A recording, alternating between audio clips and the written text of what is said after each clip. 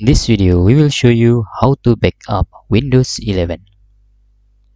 In here, if your Windows 11 runs smoothly, it's better to create backups, and after that, in someday your Windows 11 crash, you can just set back into your current of your Windows 11.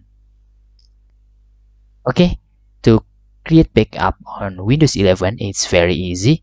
You need just to type restore point in here, and you will find create a restore point application. Just click open.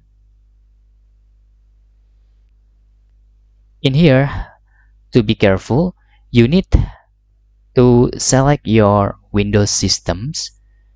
In my case, my system on local disk C, and in here we need to configure the protection is on. How to change if your current setting is off? In here, you just to click configure, and you need to turn on and then click apply and then OK. After like this and the protection is on, you can click create a restore point here. And for example, this is my restore point. You can give the name,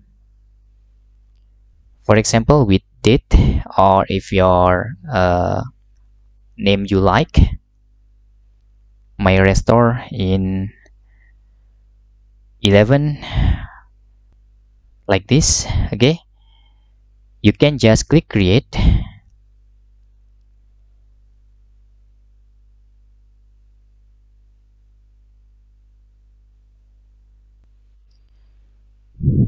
You successfully back up your Windows 11 on your current settings, and you can close. Now, how to roll back in here when someday your Windows 11 is error, crash, or you don't see the best performance again. You need just open again restore point. Then in here, you need to click system restore. You can click next, and in here I have also more restore point. You can just tick this to see. Okay, this is my another restore point, because after I install with some application, my Windows 11 is still on best performance. So we need to create a restore point, because if something happen, we can just select the restore active in here to roll back our Windows 11 in the current state.